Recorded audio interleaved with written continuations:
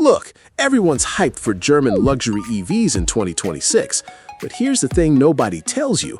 This decision could cost you a fortune. But wait, how did we get here? Let's rewind and see why these cars, despite the hype, are a trap. On paper, these machines are incredible. Take the EQS 580, 516 horsepower, 631 pound-feet of torque. It hits 0 to 100 kilometers per hour in just 4.1 seconds. That's serious performance in a luxury sedan. And the range? An impressive 340 miles for the 580 4MATIC. You'd think it's perfect, right? With a 108.4 kilowatt-hour usable battery, the tech seems cutting edge. But this is where it gets interesting. DC fast charging up to 200 kilowatts sounds good, but competitors are already pushing 350 kilowatts. Look, everyone praises German engineering, but for EVs, are they truly leading or just catching up at a premium price? Here's the deal. The depreciation on these luxury EVs is brutal. They lose value faster than a gas car. Technology moves too fast. Today's cutting-edge battery and charging tech is tomorrow's old news. Don't at me, but nobody talks about battery replacement costs. That's a ticking time bomb for owners. Only the 3% of people who truly research know this. The price tag is just the beginning of the financial commitment. The entry price for a luxury German EV, especially a top-tier one like the EQS 580, is already eye-watering. Many think EVs have less maintenance. True, but when something breaks, especially electronics, it's premium pricing.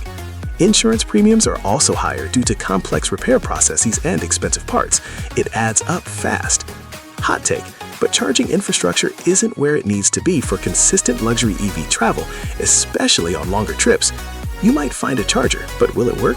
Will it be fast enough? These are constant worries. So you're forced to rely on home charging, which is great, but limits spontaneity for a luxury vehicle. Battery tech is evolving incredibly fast. Solid-state batteries are on the horizon, promising huge leaps. This means current battery tech, even in a 2026 luxury EV, will feel outdated very quickly. Let me tell you, waiting just a couple more years could save you massive regret and get you a much better car. For me, it's just not worth the premium right now. What do you think? Is it worth the risk? Those who say, but it's a Mercedes, need to see the numbers. Brand loyalty doesn't stop depreciation. There are non-luxury EVs offering similar performance and range for significantly less money. And yes, I already know what you're gonna say.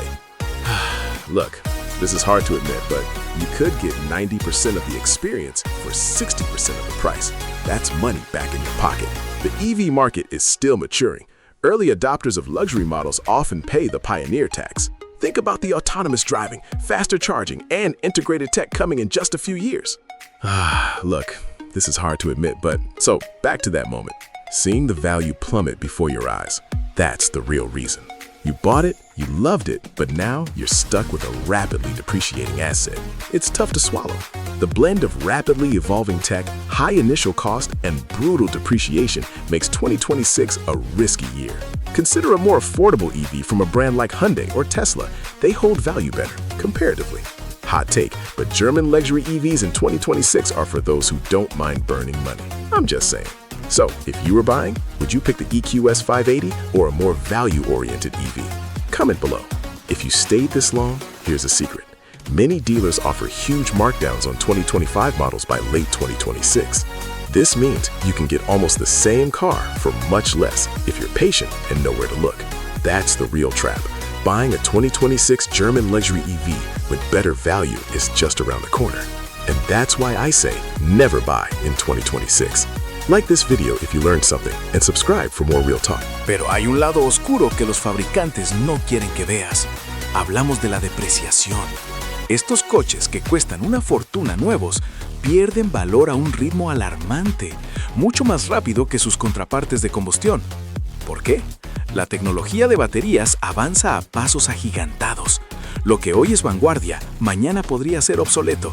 Y en un mercado tan cambiante, esto es un golpe directo a tu inversión.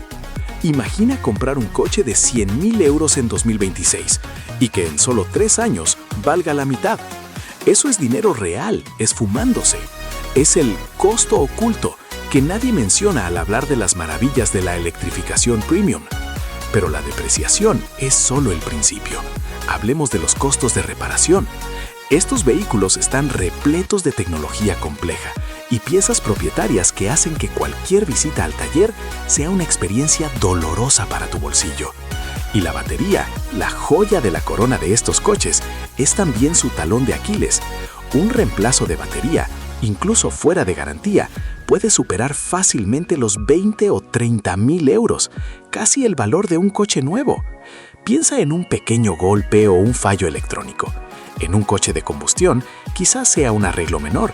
En un EV de lujo alemán, podría ser una pesadilla financiera que te deje sin dormir. Además, la integración del software es un punto débil. Mientras que Tesla ha liderado con actualizaciones over-the-air fluidas, los fabricantes alemanes aún están poniéndose al día. ¿Estás listo para fallos de software o funciones capadas tras un muro de suscripción? Sí, has oído bien. En el futuro cercano, pagarás por extras que antes venían de serie. Calefacción de asientos, dirección asistida avanzada, todo a través de suscripciones mensuales o anuales. Otro costo oculto que se suma a la factura final. La infraestructura de carga, aunque mejora, sigue siendo un desafío para una experiencia premium. ¿De verdad quieres llegar a un cargador rápido y descubrir que no funciona o que la velocidad es decepcionante en tu coche de lujo? La promesa de la carga rápida a menudo se queda corta en la realidad, especialmente en picos de demanda o con cargadores mal mantenidos. Esto arruina la experiencia de viaje que esperas de un coche de este calibre. Y no olvidemos la competencia. Marcas asiáticas como Hyundai, Kia o NIO están lanzando EVs con tecnología puntera, diseños atractivos y a menudo una mejor relación calidad-precio. ¿Realmente vale la pena pagar el extra por el emblema alemán? Están forzando a los fabricantes alemanes a innovar, sí, pero también están exponiendo sus debilidades en software y eficiencia de costos. Esto significa que el mercado de segunda mano para estos modelos podría ser aún más volátil. En resumen, el verdadero motivo para no comprar un EV de lujo alemán en 2026 no es su rendimiento o su autonomía, es el ecosistema de costos ocultos, la depreciación brutal, las reparaciones astronómicas y la incertidumbre tecnológica. Estos factores combinados crean una trampa financiera que puede atrapar a los compradores desprevenidos.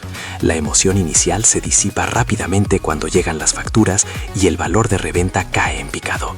Así que, ¿cuál es la solución? No se trata de evitar los EVs por completo, se trata de ser inteligente.